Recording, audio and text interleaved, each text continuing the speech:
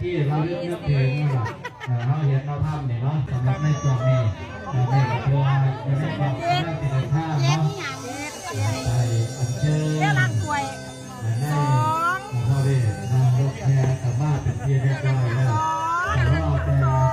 ญาติโยมของเฮาผู้เฒ่าผู้แก่ทุกคนนะเชิญไปร่วมแห่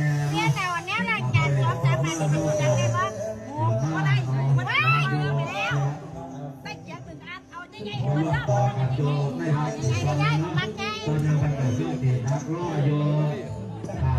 ต้อยที่ตีพัดลมเด้อพัดลมไม่ได้เป็นกระบวนแบบนะมีกล้องก็เป็นตัวอย่างถ้าเราใช้กันเข้าไปแสดงว่าเราเข้าไปแค่นั้นไปมีอะไรให้ทำกระบวนแบบอะไรได้ตัวนี้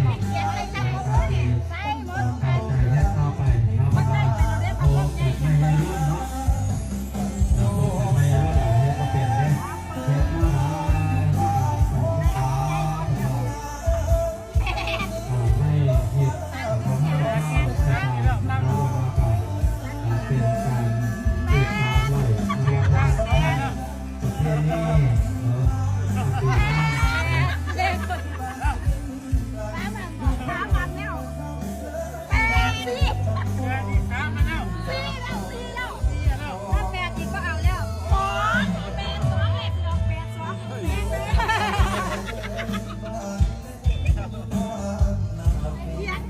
ได้มาเลขบัตรประชาช